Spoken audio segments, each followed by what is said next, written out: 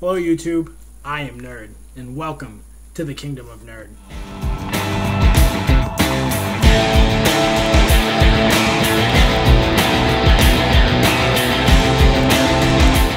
So I read the comic, and so far so good.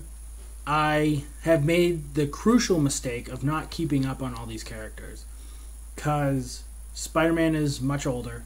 There's obviously the whole Spider-Verse, and they actually poke fun at it in this one, and I'll get to that. But Spider-Man is a little bit older.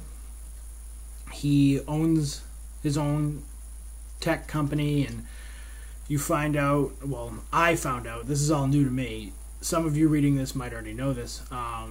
Peter Parker has taken over where the Fantastic Four's original base was, because I'm assuming they moved bases. I'm not sure, but he now completely occupies the Baxter Building for his company.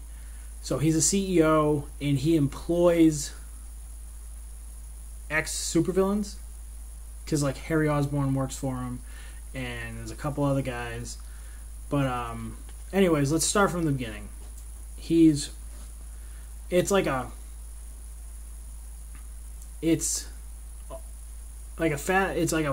front forward spot, then they reverse on how they got there real quick, like a day before, and then they go back to where you're reading. So it's a little confusing telling it. So I'm going to do my best to not confuse you. So he's fighting these four guys in Vulture costumes, and that's where they poke fun at the Spider-Verse, because they say their group name, and it's like the Voltroins. I'm not sure how to pronounce it, because I'm terrible at pronouncing stuff, and I will butcher things all the way through this whole series. But regardless, he pokes fun at the fact that they stole the name from one of his old villains. And he goes, it's pretty bad when you're stealing someone's stick. And he, one of the Vulture guys replies, yeah, tell the 40 other Spider people. So they kind of poke fun at the fact that there's a whole bunch of different Spider-Man. So the Spider-Man's fighting them in the air, and he ends up, give or take 2 or 3 pages worth of fighting, he beats them, and Ulysses comes out from a hatch on the roof, and Spider-Man goes to Ulysses, did you learn anything? And Ulysses just goes, yeah, your job sucks. And then that's when they reverse time, and apparently it was 2 hours ago from when they were on the roof. So Peter Parker just got back to his office, and he was going to bed, and he goes to jump in bed, and the lights are out, and he jumps in bed, and Johnny Storm's in there with him, and Peter Parker's in his underwear, so they're standing there in the bedroom, like, he's like, what are you doing? And Johnny Storm goes, I wasn't expecting you for a couple more hours. And Peter goes, why are you naked? He goes, I naturally run hot, so that's the only way I can sleep. And he has Peter's pillow over his junk, so he's like, can you please remove the pillow from your junk? I put my head there. So they do a little banter back and forth, and he flame-ons so that he's not naked. And it looks, and as Peter walks into the next room, he has this wristwatch that he kind of clicks, and his Spider-Man costume envelops him. So it was pretty cool. But he goes, what are you doing here, to Johnny Storm? And he goes, don't you remember the Inhumans are bringing Ulysses so you can do tests on him, and you can kind of talk to him about what you want to talk about. You met him at Tony Stark's party. And he remembers, and he goes, oh, when are they going to be here? And he goes, right now. And they kind of teleport in. So they drop off Ulysses to Spider-Man, and then that's where the timeline Oh, I'm sorry. The timeline jumps forward back to when they were on the rooftop. So basically, the point of Spider-Man hanging out with Ulysses is kind of he wants to know how his future telling ability works. Like he kind of just pokes and prods a little bit to find out what's going on. Like he finds out that Ulysses doesn't just see the events, he feels them. Like if someone gets shot, he feels the pain and stuff like that. So mid conversation about Peter Parker giving him the whole spiel of with great power comes great responsibility, all the blah blah blah blah blah, Ulysses goes, "Oh, I had a vision. There's a guy down there that's gonna go kill 2 people." And they look down, there's a guy walking through the street, and Spider-Man goes, "Are you sure?" And he goes, "It could just be a guy out for a walk." And he goes, "It'd only be natural to jump to the conclusion just because he's big and scary looking and kind of sketchy and is wearing a trench coat when it's hot out. Maybe we'll just follow him." So then the guy kicks the door down, Spider-Man stops him, and it proves again that Ulysses can see the future. So eventually they get back to the Baxter building and they're going down the roof elevator, and Spider-Man offers to let Ulysses come back to work with him that day to kind of get a glimpse into what he's doing, blah, blah, blah. And then it cuts to the next day, and Spider-Man's showing him around, almost like when Peter Parker's not there, Spider-Man's there. So a lot of these people still don't know that Peter Parker is Spider-Man. So it's almost like they think that Peter Parker and Spider-Man are co-CEOs type thing.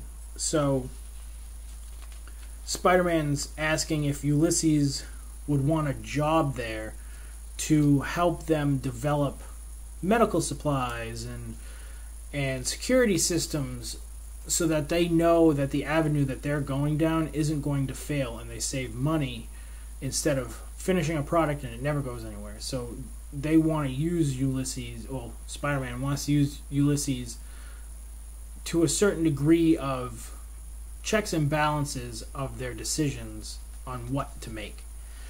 I don't necessarily see a problem with it, but I feel like somewhere in the story they're going to be like, you can't use him for that. Like, don't waste his ability on you getting stuff right when we could be stopping stuff.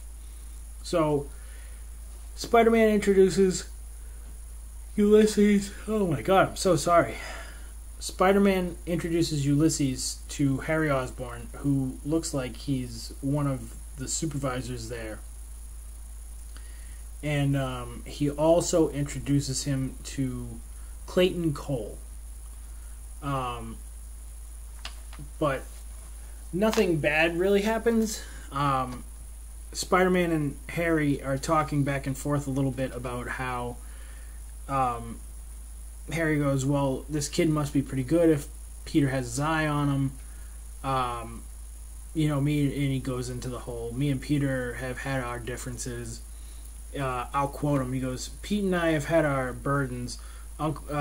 Peter's uncle, my drug problem, and not to ignore the goblin in the room, my pumpkin bombing days. And Harry's kind of looking shamed, like he's standing there talking to Peter, but he's looking down like he's ashamed of what he had done as the Green Goblin. And up above him in a cloud is a picture of him as the Green Goblin throwing pumpkin bombs. So eventually they walk away. And Ulysses is supposed to have a telecom with Peter Parker. So they walk away from Clayton Cole and Harry Osborn. And Ulysses eventually goes, he has a vision. And Peter's like, what is it? He goes, well, I just want to remind you that not all of my visions come true. Almost all of them do, but not all of them. And he goes, just tell me, I can deal with it. And he goes, he's going to go bad. He's going to put on a costume and fight you. And Spider-Man goes, oh man, Harry, you've been working so hard. And Ulysses goes, Harry? No, I wasn't talking about him. the other guy, Clayton something, is there a reason you can think of why he'd do that?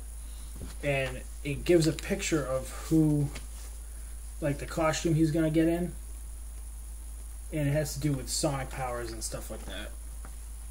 And that's the to be continued. And it looks like they're going to be pushing into that storyline. Now, there's only 4, so I'm very intrigued to see what they're going to do with it.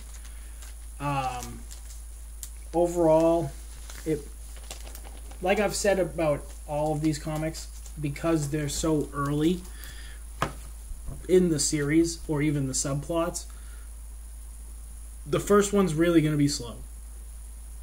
Setting up story. Regardless, I'm still looking forward to seeing where it goes. I would say get it. The artwork's pretty good. And if you're going to collect the whole series, you got to get it anyways. I got the normal cover. I did not get the variant cover, if there was one. I get the whole point of Civil War II, but I don't see the point of having these two on the front cover of the Spider-Man, where it doesn't even, nothing about it has anything to do with Civil War II yet. Like, yeah, Ulysses is in it, and Spider-Man's kind of thinking of his own plans with Ulysses, but it doesn't mention anything about Iron Man besides the fact that he met Ulysses at the party. And they don't even mention Captain Marvel. So, I mean, I think that would have been a better cover for maybe the second one if Captain Marvel and Iron Man come to Spider-Man and I'm like, what are you doing with him? So, I mean, it's going to be interesting seeing where it goes. So, on that note, I am Nerd, and welcome to my kingdom.